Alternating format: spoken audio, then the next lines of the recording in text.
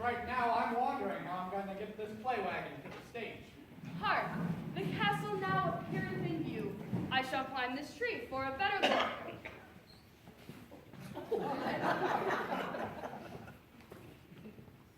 Now, do I look better? No? How about my head? Rather not. Has anyone seen the castle? Has anyone seen the castle? Please read number 1 on the back of your programs aloud, please.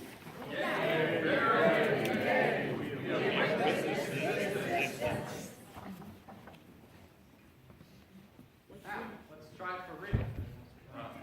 Has anyone seen the castle? Yea, verily, yea. We have witnessed its existence. Yes or no would have sufficed. In which direction must one repair in order to locate its existence? That way. You got it. But don't say it that way. That's gauche. And it's an especial affront to the world-famous acting coach, Lord Oscar Mayer, the Ham. Now, if the coach asks again, thou shalt iterate. In the direction of the stage, coach. Now, be ready for the replay. Replay. In the direction of the stage, coach. In which direction must one repair in order to locate its existence? In the direction of the stage, coach. Ah, that's quite good. We are instant replayers. Or, if time is short, we are simply called the half-act players.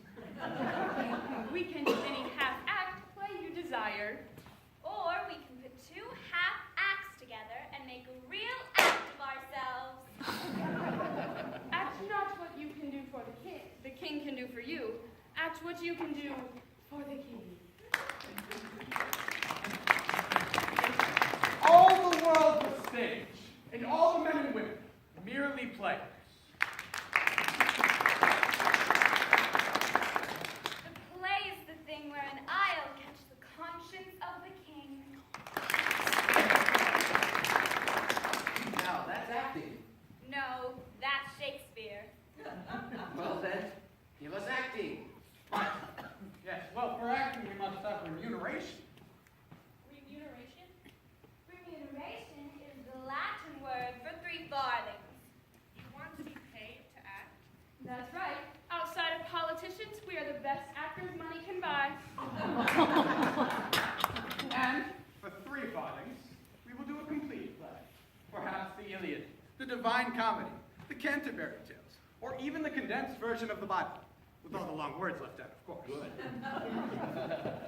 For 5 farthings, we will do a half-act job on any play you desire. Perhaps Little Red Riding Hood, or Little RRH, as we theater folk like to call it. And for a special one-time price of 8 farthings, we can merely leave you sans play, sans boredom, and sans 8 farthings. Thou wilt be left to wonder what we might have done. Imagine that. Literally, imagine that. And for only 8 farthings. Well, I, for one, would like to see the Canterbury Tales. Something of substance. We will take your choice up with the play selection committee. Let's hop. A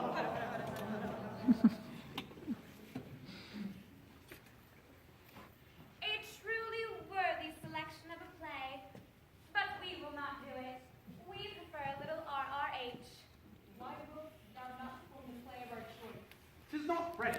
We shall sell no play before its time. Now, the characters in order of their appearance, or disappearance, as it were. First, playing the title role of Little RRH, the darling of the airwaves, and everybody's little girl, the amazing and amusing Baron Gottfried Wilhelm von Leibniz. Gag me with the spoon!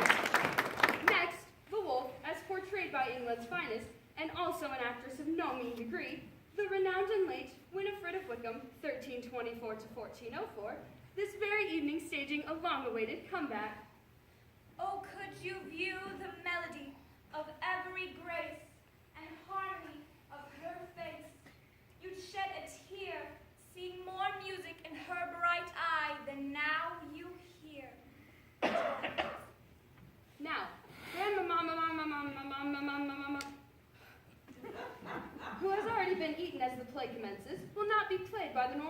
tonight. Instead, if you listen carefully, you will hear me simulate her muffled screams from deep within the belly of the beast.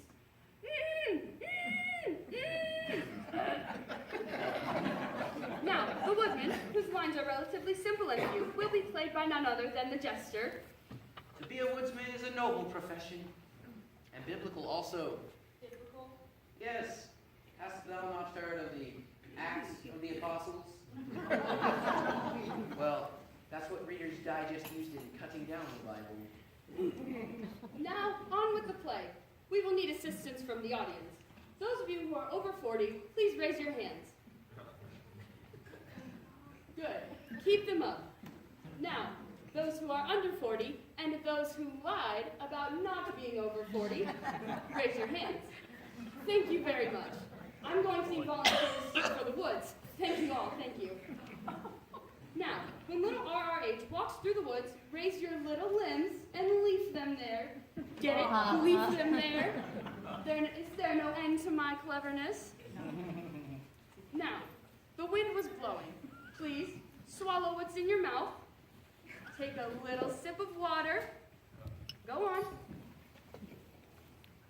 Swallow. And blow gently. Oh, no rain. Now, when the wind blew, the trees sway. Wonderful. You have no idea how silly you all look. Now, when we say woods, or wind, or swaying, you know what to do. Let's try it. Woods. What? Swaying. Wind. Swaying. Woods. Good job. So, the play begins to commence, or commences its beginning. Sorry, but the time is near. Canst thou finish quickly? Sire, we are not called the half-assed players for nothing.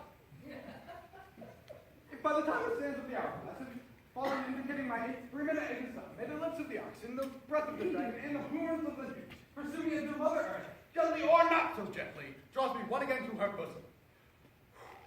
That's easy for you to say. Not really. I've been working on that for a fortnight. I thought I'd never get it. I did it. Hey, Mom, I did it. Congratulations, my good son. Once upon a time, or even less, there was a big woods. Woods. Thank you. On either side of it, which lived Little Red Riding Hood, hereafter called Little RRH. Well, gag me with a spoon. And her grandmama, I needed that. Little RRH was the prettiest little creature ever seen, except she did smoke too many cigars for her own good. Disgusting. One day her mama said to her, Go, my dear, see how your grandmamma is, for I hear she has been ill. Carry her this custard I have made, and a little pot of butter, and a bottle of Perrier. She is crazy, but she does have taste. RRH set immediately through the woods, and the wind was blowing, and the trees were swaying, and the audience was looking sillier by the minute. In the midst of the woods, little RRH encountered the wolf, who had in the back of her mind, and a little bit to the left center of her mind, to eat little RRH and drink her bottle of Perrier. However, there were in the woods woodcutters, cutting wood, which is what a woodcutter would do, cut wood. Here is a typical woodcutter. Cut!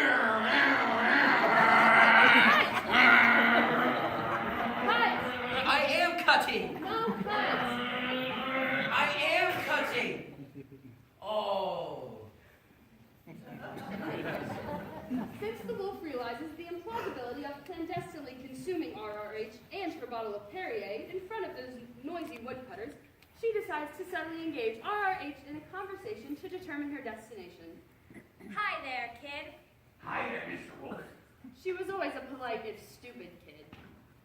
Quo vadis? What? Where goest thou? What? See what I mean? Where you going, kid? Oh, I'm going to see Grandmama on the other side of the woods. What? You know the wind was blowing and the trees were swaying. There you go. You've got it. She's reportedly ill, so I'm bringing her a custard in a little pot of butter. What about the bottle of Perrier? Oh, I drink that. Rats, what a stinky thing to do. What else was I supposed to do? I got thirsty. Never you mind. You can pick her up another bottle on your way there. That's a good idea, Mr. Wolf. I'll do that. Bye-bye. Later, Red. R.R.H. dawdled, Dawdle, dawdle, dawdle. but the wolf didn't.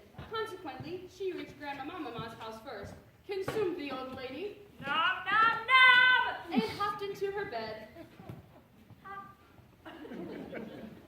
The wolf then said, I would much prefer a bed with a pillow, but since this is a family show, I will not even ask. forthwith, R.R.H. knocked on the door. Knock, knock, knock. Who is it? Well, it's me, Grandmama. Who else did you think it was? The Avon lady? You know, she goes ding dong. Knock, knock, knock. Besides, I brought you a custard and a little pot of butter. Come here, Red, and sit on the bed where I can see you better. R.R.H. did this, and was shocked to see how incredibly ugly her Grandmamama was. In the back of her mind, and also a little bit to the right, R.R.H. wondered if Grandmamama had always been this ugly, or if puberty was affecting her sense of values. Grandmama, what great arms you have. The better to hug you with, my child.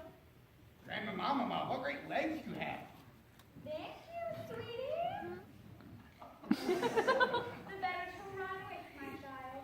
Grandmama, what great eyes you have. The better to see you with, my child. Grandmama, what great teeth you have. The better to eat you with, my child. Please pass the Perrier. Just at that moment, the noisy woodcutter appeared at the door, and without having the decency to knock, chopped down the door with his chainsaw.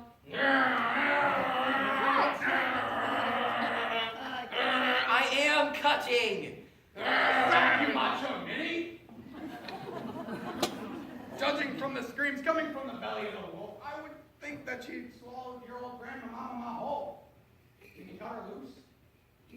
The following scene may contain material that is objectionable to wolf lovers. Please bear in mind this is just a play and no one will get hurt. We abhor sex and violence just as much as you, especially violence. Cut, cut, slash, slash. Special effects are considerably more difficult in the 15th century. Please close your eyes and pretend that Grandmama is springing to life from the belly of the wolf. Spring! Grandmama, you live! How extraordinary. But there has to be a moral here somewhere. Does anyone have any morals? A little later, sweetheart. That comes at the end of the story. The wolf, who pretended to be a grandmother, died an untimely death.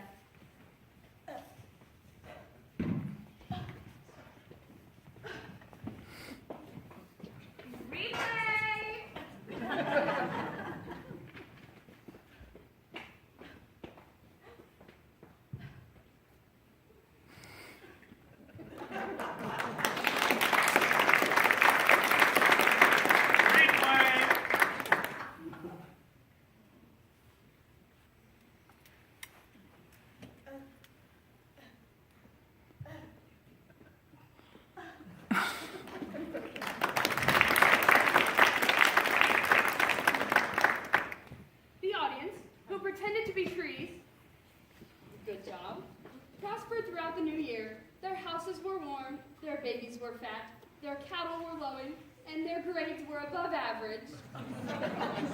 What about their morals? I have no idea, but the moral of our story is... To remember where to place your commas, because there is a difference between let's eat grandma and let's eat grandma.